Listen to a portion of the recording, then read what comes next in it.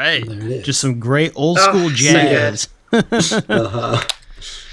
They don't make them like they I used like to. it. Yeah, there's something about his improvising that I just love, because there's a lot of like jazz great saxophone. So I'm thinking of John Coltrane, especially. Like he's incredibly technical, and it is really good. But it gets to the level where it's just all going up and down these scales so fast that it's kind of Giant steps. yeah, in giant steps.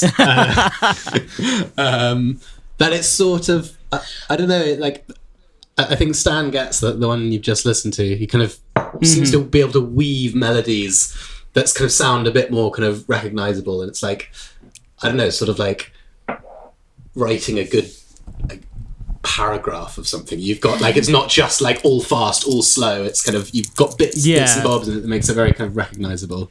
And yeah, I think I'm gonna have a listen. It's something that it's something that I've been told, and it makes a lot of sense, is that a good solo and good improvisation should be something that you can sing. And that is something that you could be able to sing, whereas like, you know, that John Coltrane, blah, blah, blah, like you're not going to be able to like sing that really. That's sort of how And so, yeah. how Harry and I, when we're doing improvisations or solos for gigs, we'll play through a track and we'll just go beep it up, beep up, deep up, da da, and we're like, oh, that actually sounds quite cool. Yeah. And then we'll trans what we just sang onto like instruments, and then go, oh, that's actually really cool. That works, and we work from there. Yeah. So like use our voices first to like build blocks, and then transfer it across to our instruments. Yeah, I think that's really good in general. Like if you start something on one instrument, you're gonna play, and then take it to another instrument. You'll play it in a way that you'd never do naturally, because it's not kind of necessarily that like native to your instrument. So you can get some really because cool like sounds. the keyboard is laid out different than a guitar, and is laid out different than everything else. Exactly. So yeah, I think it's a good way of getting some really good sounds. I'm just really enjoying Stan Getz. I've literally, it's probably my freshest find. And he also helped bring Brazilian music into kind of American jazz. So he was quite influential for quite a lot of things, I think. That's pretty cool. When I was listening to it, I definitely was like, I had to look up when this was recorded, because it sounded like a quite old recording to me because of the way, because this was released in 1966, I think it said.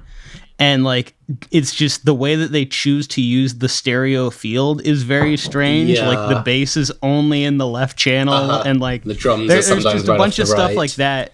Yeah, it's like when you listen to like early Beatles and it's like in stereo and it just sounds really weird. It's like, it's just all of that type of stuff that I find really interesting, that it was just like they really were just learning it on the fly and just releasing stuff, but before realizing, whether that was like a good use of the stereo field or not. Just getting used to like working out how it actually all works. Very interesting when you go back and look at the history of like just music recording in general, and you look at things like that, or like the way that they first used multi-track recording. Like we've all got a computer, we can all just do that so easily now, but it was such a like process to do it back then.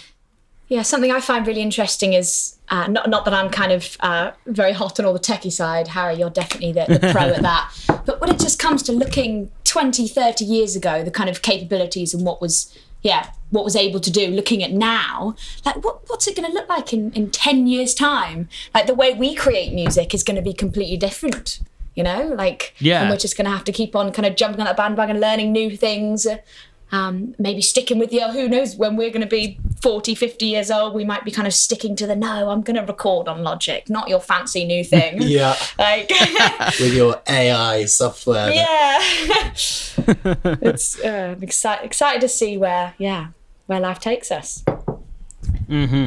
So what's your what do we have up next? Right, for our next track is a lady called Delilah. She's a London-based R&B pop soul singer, songwriter, just all-round amazing musician.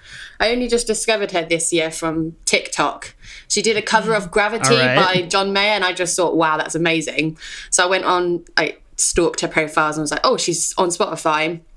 And she's recently released last month a song called Need a Word with Cupid. And I just think it's a great one in the shower. You just sing your heart out in the shower. It's just a good one. Oh, yeah.